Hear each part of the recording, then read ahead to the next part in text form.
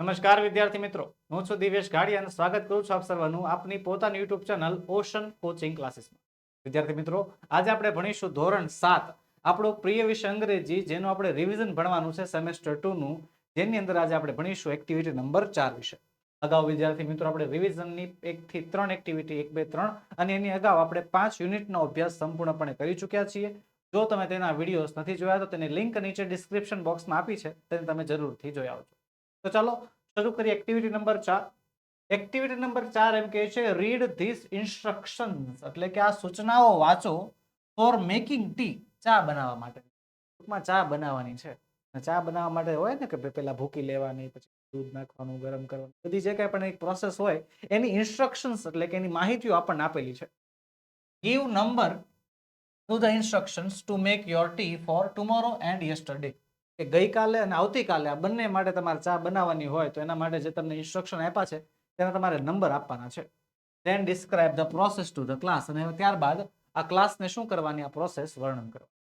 હવે વિદ્યાર્થી મિત્રો, આપણને જે સ્ટેપ આપ્યા છે ને, સ્ટેપ એવું છે કે એમાં જરૂર કરતા વધારે સ્ટેપ્સ પણ આપેલા છે.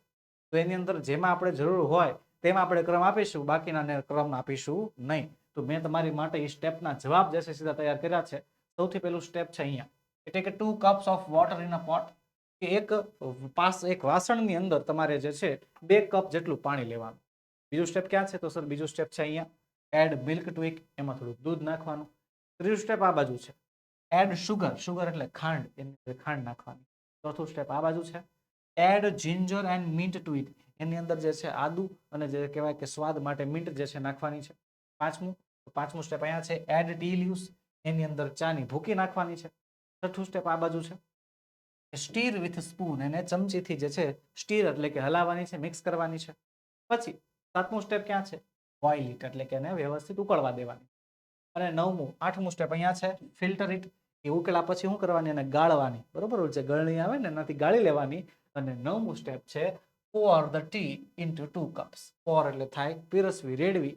એ ચાને જે છે 2 કપમાં રેડી દેવાની, એટલે કે કમ્પ્લીટ કરી નાખવાની. તો આ રીતે વિદ્યાર્થી મિત્રો જે વસ્તુ આપણે એમાં કરવાની હતી તે વસ્તુ આપણે લખી નાખી. બાકીની વસ્તુ જો pour the boiling water in a pot, કે ભાઈ વાસણમાં ઉકળતું પાણી નાખવાનું. સર આવું સ્ટેપ તો ન હાલે ને. સ્ક્વીઝ અ હાફ લેમન, અડધું લીંબુ કાપી નીચોવાનું. સર ચા ફાટી જાય. કવર વિથ લીડ, એને જે છે ઢાંકી દેવાની. પછી place it on the stove, એને સ્ટોવ ઉપર મૂકવાનું. લીવ ઇટ 15 મિનિટ, 15 મિનિટ રહેવા દેવાની. ચા ફૂંકાઈ જશે, લાઇટ ધ સ્ટોવ, સ્ટોવ શરૂ કરવાનો. Put sugar and milk into cup, કપમાં દૂધ અને ખાંડ મૂકવાના. આ બધા સ્ટેપના પ્રોસેસ નથી, આ બધા પ્રોસેસના સ્ટેપ છે નહીં. આપણે જે યોગ્ય ભાગ હતા એ બધા ભાગ આપણે જોઈ લીધા. હવે શું કરવાનું છે કે હવે આને ટુડે અને યસ્ટરડે, ટુમોરો અને યસ્ટરડે, એટલે કે આવતીકાલે અને ગઈકાલે, આ બંને પ્રોસેસમાં ડિવાઈડ કરવાના છે. આપણે ખરેખર ચા ખાલી એક દિવસ માટે નહીં, આપણે યસ્ટરડે એટલે ગઈકાલે બનાવી હતી અને આવતીકાલે બનાવીશું, તે રીતે જે છે આ પ્રોસેસનું વર્ણન કરવાનું છે. તો એનું સોલ્યુશન પણ તૈયાર છે. પેલું છે ટી યુ મેડ યસ્ટરડે, તમે ગઈકાલે ચા બનાવી હતી, તો એની વાત. આઈ ટુક 2 cups of water in a pot, કે મેં 2 કપ પાણી એક પોટમાં લીધું. આઈ એડેડ ટુ મિલ્ક, મેં એમાં દૂધ નાખ્યું. આઈ એડેડ સુગર, મેં એમાં ખાંડ નાખી. આઈ એડેડ જિંજર એન્ડ મિન્ટ, મેં એમાં આદુ અને જે છે મિન્ટ નાખી. આઈ એડેડ ટી લીવ્સ, એમાં મેં ચાની ભૂકી નાખી. આઈ સ્ટીર્ડ ઇટ વિથ સ્પૂન, મેં એને ચમચીથી હલાવી.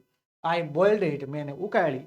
આઈ ફિલ્ટર્ડ ઇટ, મેં એ ચાને જે છે ગાળણીથી ગાળી. અને છેલ્લે આઈ poured the T into cups, મેં એ ચાને જે છે કપમાં રેડી પીરસી નાખી. ભૂતકાળ જો બધામાં took, added, આમાં સ્ટીર્ડ, બોઇલ્ડ, ફિલ્ટર્ડ, poured. કયો કાળ? ભૂતકાળ. હવે કયો કાળ? ભવિષ્યકાળ. તેમાં કયો શબ્દ હશે? will. કે શું કહે છે? T U will make tomorrow, ચા જે તમે આવતીકાલે બનાવશો. હજી બનાવી નથી, બનાવવાની છે. કયા કાળમાં? ભવિષ્ય. I will take 2 cups of water in a pot, હું ઘડામાં જે છે 2 કપ જેટલું પાણી લઈશ. હું એમાં દૂધ નાખીશ, એમાં ખાંડ નાખીશ, એમાં જિંજર અને મિન્ટ નાખીશ. હું એમાં જે છે ચાની ભૂકી નાખીશ, એને ચમચીથી હલાવીશ, એને ઉકાળીશ, એને ફિલ્ટર એટલે કે ગાળી લઈશ, અને પછી હું એને 2 કપમાં પોર કરીશ. જો બધામાં એક શબ્દ દેખાતો હશે, કયો શબ્દ? વિલ. આ વિલ નામનો શબ્દ શું દર્શાવે છે? ભવિષ્યકાળ, એટલે કે ફ્યુચર ટાઈમ. તો આ રીતે આપણે યસ્ટરડે એટલે કે ગઈકાલની ચા અને આવતીકાલે બનાવવાની ચા, બંને વિશે આપણે ચર્ચા કરી નાખી. હવે શું છે છેલ્લી વસ્તુ તો કે એ જે પ્રોસેસ છે એ પ્રોસેસને ક્લાસ સામે રજૂ કરવાની છે. બરોબર, જે આપણે પહેલા પ્રશ્નમાં જોયું હતું ને કે આખી આખી પ્રોસેસ તમે વર્ણવો, એ પ્રોસેસને ક્લાસ સામે રજૂ કરવાની છે. Now describe the process to the class. તો જે સેમ ટુ સેમ 9 શબ્દો આપણે આગળ લખ્યા હતા ને બસ એ ક્રમમાં લખીને બધા સામે કહી દેવા. Take 2 cups of water in a pot, add milk to it, add sugar to it, add ginger and mint to it, add tea leaves, stir it with a spoon, boil it, filter it and pour the tea into 2 cups. તો આ રીતે વિદ્યાર્થી મિત્રો શું કરીએ આપણે આખી process પણ શું કરી દીધી વિદ્યાર્થી મિત્રોને જણાવી દીધી, સહપાઠીઓને આપણે કહી દીધી. તો આ રીતે વિદ્યાર્થી મિત્રો અહીંયા આપણે આખી એક્ટિવિટી પૂર્ણ કરી. આગળ વધતા પહેલા એક ખાસ નોંધ વિદ્યાર્થી મિત્રો કે આપણે તમારી માટે લોન્ચ કરી છે એક જબરજસ્ત એપ્લિકેશન, નામ છે જેનું ઓશન કોચિંગ ક્લાસીસ. વિદ્યાર્થી મિત્રો આ એપ્લિકેશનમાંથી મળશે તમને ધોરણ 3 થી 12 ના બધા જ વિષયની સમજૂતી, સ્વાધ્યાય, સ્વ-અધ્યયન પોથી, પદ્ય પોથી, પ્રશ્ન બેંક એ પણ એકમ કસોટી સાથે અસાઇનમેન્ટ, પ્રશ્નપત્ર અને બીજું ઘણું બધું મટીરિયલ. વિદ્યાર્થી મિત્રો એક જ એપ્લિકેશનમાંથી તમામ પ્રકારના તમામ વિષયના સોલ્યુશન અવેલેબલ છે. તો ઝડપથી ડાઉનલોડ કરો એપ્લિકેશનને. એપ્લિકેશનને ડાઉનલોડ કરવાની લિંક નીચે વિડીયોમાં આપેલી છે. તો બસ વિદ્યાર્થી મિત્રો આજના વિડીયોમાં એટલું જ. આજે આપણે ભણ્યા સેમેસ્ટર 2 ના રિવિઝનની એક્ટિવિટી નંબર 4. મળીશું આવતા વિડીયોમાં જેમાં આપણે આ રિવિઝનની એક્ટિવિટી નંબર 5 વિશે અભ્યાસ કરીશું. વિદ્યાર્થી મિત્રો વિડીયો ગમ્યો હોય તો લાઈક કરો, તમારા મિત્રોમાં શેર કરો અને ચેનલમાં નવા હોય તો સબસ્ક્રાઇબ કરો.